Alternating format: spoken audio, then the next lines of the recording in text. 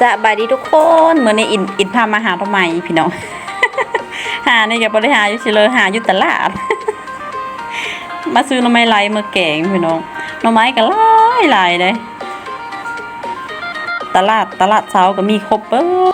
มีทั้งกบทั้งปูทั้งปลาแต่อินบริทาหลังจากมาหอดอันห้องแล้วก็อินก็ทำความสะอาดพี่น้องเอาหน่อไม้มาล้างแล้วก็เฮาสีมาจักเด้เป็ดหลังจากล้างแล้วเขาก็ซ่อมเอาแต่มันอ่อนๆนะพี่น้องแล้วก็เอามาจัก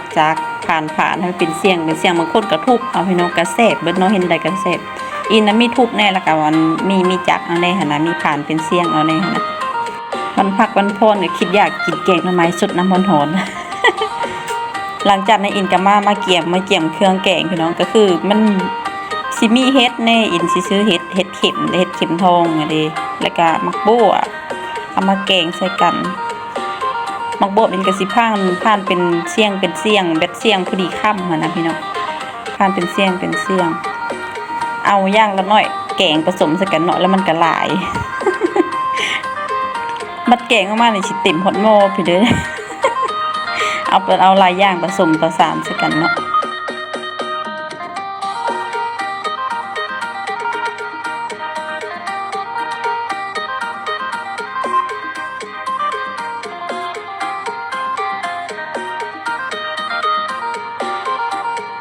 มักบวกกับมักบวกหอมเด้อพี่น้องเด้อมักเอ็นกับซื้อบ่ได้หลายดอกประมาณ 3-4 หน่วยนี่แหละแล้วก็มีผักสะแงะนำพี่น้องแกงใส่ผักสะแงะก็ได้ผักสะแงงก็ได้แล้วแต่ความมักของแต่ละคนนะแล้วก็อินกะลามักเพชรนะมักเพชรกับเพชรเขียวๆอ่อนๆเด้พี่น้องอินสิเฮ็ดมักเพชรโหลนำเฮ็ดแกงเผ็ดๆหน่อยนึงเนาะแล้วก็ตำบักหุ่งโอ้แซ่บๆของมักเลย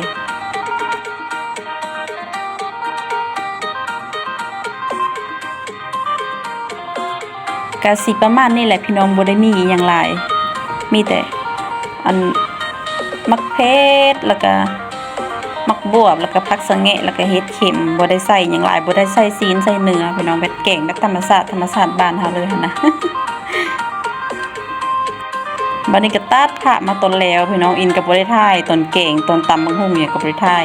อันนี้คืออินตำบักหุ่งตำก็ตำแบบบ้านๆแล้วพี่น้องบ่ได้ใส่อีหยังใส่แต่ผักเทียมนะครับมักเลาะมักเล่นอีกก็บ่ได้ใส่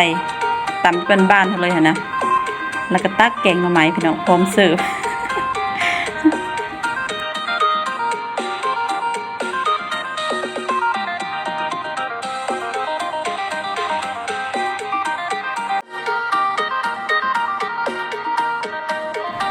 มาเด้อมากินข้าวอินเดอร์แกงหน่อไม้ตำบักหุ่ง